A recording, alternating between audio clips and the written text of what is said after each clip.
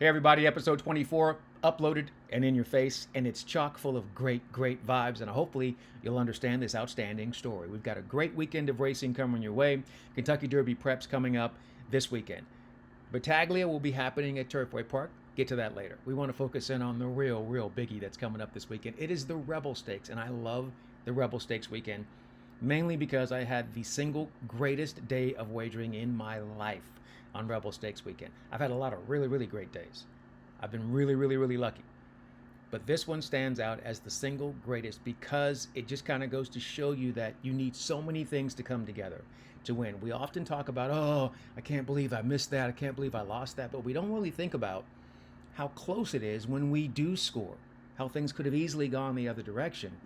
And that's one of those things that I've often thought about. My old colleague Matt Carruthers over there at FanDuel would always tell me, yeah, you don't understand how many days where you could have lost when you won. We spend too much time lamenting the days when we lost and could have won, but it could easily have been the other way around. So I go back to this because, as I mentioned, it's a situation where I did a lot of studying. I had a super firm opinion. I had a solid opinion on horses, and then I got really lucky. Let's go back and take a look at this ticket. I want to take you back to March 16th, 2019, Rebel Stakes Day at Oaklawn Park. Now, that year, they had so many 3-year-olds that they split the race into 2 divisions. So we'll take a look at what happens through the entire bet. There's the ticket. Like most players, I have more than one account, right? I have a TVG account, and then I have an Express Bet account.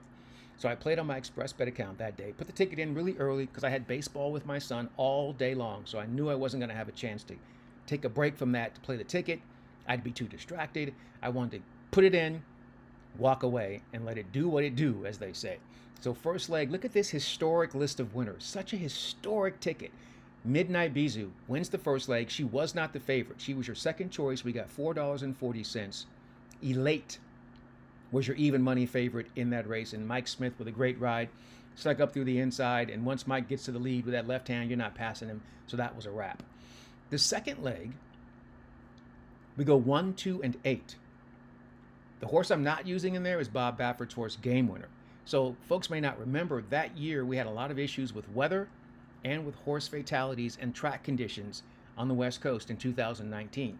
So Bob Baffert's horses, Improbable and Game Winner, missed training time. So with that angle, I said, you know what? I can beat Bob today. So I beat him with Long Range Toddy. Also a win wager there, so that helped. But then the biggest horse of the entire sequence is in the third leg. A closer that I love, oh my goodness. I love this horse almost as much as I love Giacomo. Rated R Superstar was the single. You can see it there in the ticket. A single to closer who was just perfect that day. Came from off the pace, circled the field, got into a little bit of a stretch duel, and the closers are usually going to win that one because they've got a better push, and he pushed right on by, and the single comes through at $31. Then we go to the second division of the Rebel. Omaha Beach was trained by Hall of Famer Richard Mandela. Mike Smith is riding. Improbable is the big horse in this race, right? They get into it into the stretch. It's Mike Smith, left-handed. You're not going to get past him. Mike wins the photo. Omaha Beach pays $10.80. Now, if you look at some of these runners, Midnight Bisou won the Saudi Cup. Actually, she ran second in the Saudi Cup behind Maximum Security, but he was disqualified because he was a cheater. So Midnight Bisou gets the victory. She just got her trophy this week. Long Range Toddy, he goes down in history as the actual official horse and jockey that lodged the objection against Maximum Security to get him disqualified from the Kentucky Derby. Thanks for that, John Court, because I played Country House that day. Rated R Superstar is an incredible closer that loved the Essex handicap there at Rebel. This horse went on to earn more than $1.8 million. I'm like, man, I love that horse. That horse was awesome. And then, so we're alive, right? We used the majority of our coverage in the last race, 1, 6, 8, 9, and 10. The thing about it is, the horse that won the race was the number 9. You've said it all. A first-time starter trained by Steve Asmussen. Ramon Vasquez is in the irons. I added that horse last, just on a hunch, because I'm like, man, I know Steve Asmussen's going to have a first-time starter ready. I better use one more horse. And that's the horse I used. And he squeaks up through the inside and wins the photo finish up against the rail. Pays $43. That facilitates a pick 5 that pays more than $27,000.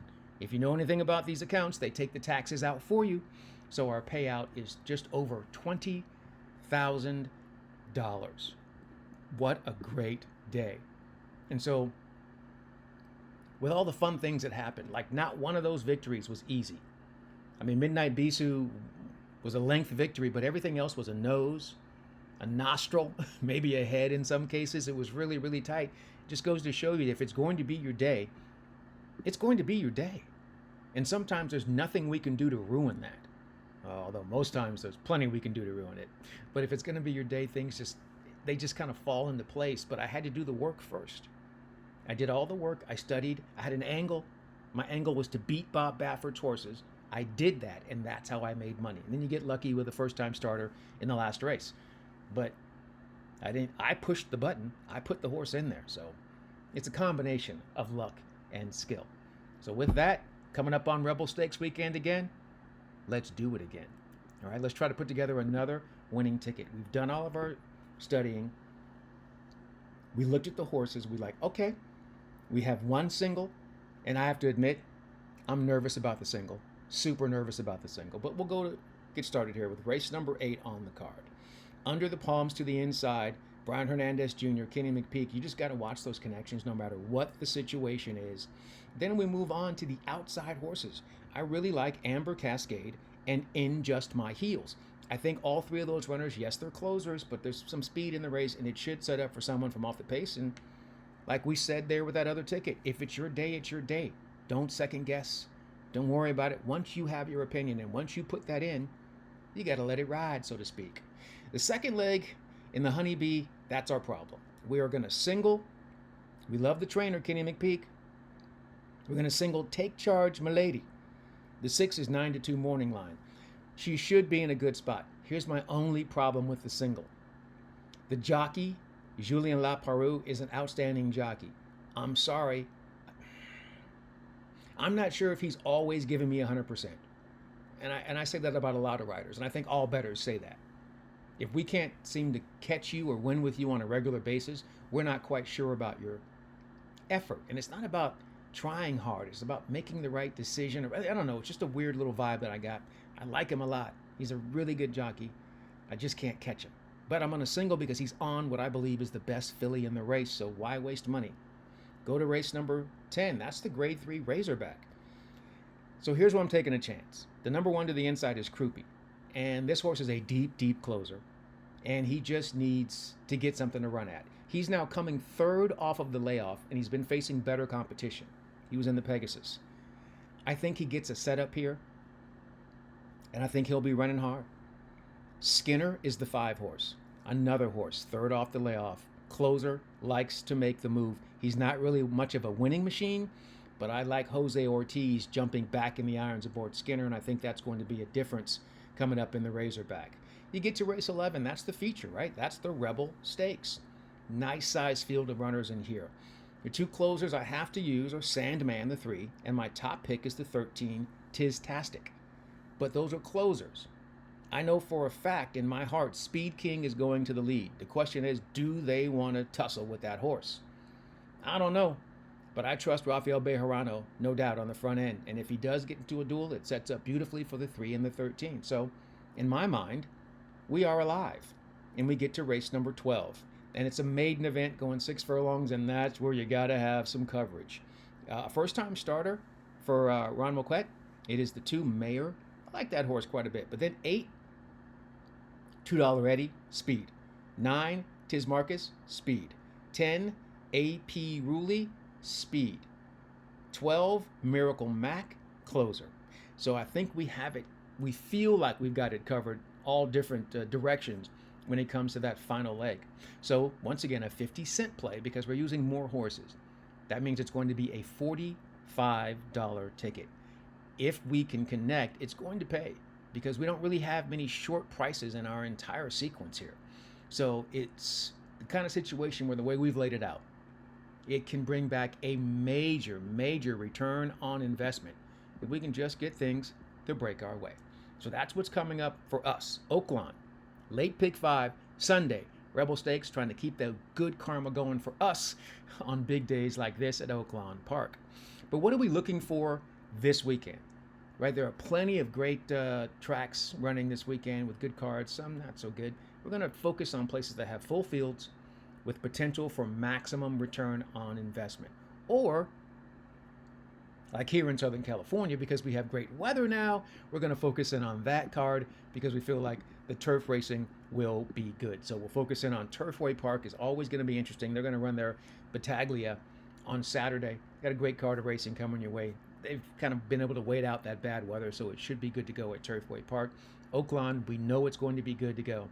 Everyone is chomping at the bit to get down to business there in Hot Springs, Arkansas. And then we like Santa Anita because the weather is fantastic for the next week and a half. So the turf racing should be good, and they should have decent-sized fields, and there should be chances to get some value, especially with those races on the turf course at Santa Anita. We had the bad weather, just made it really difficult.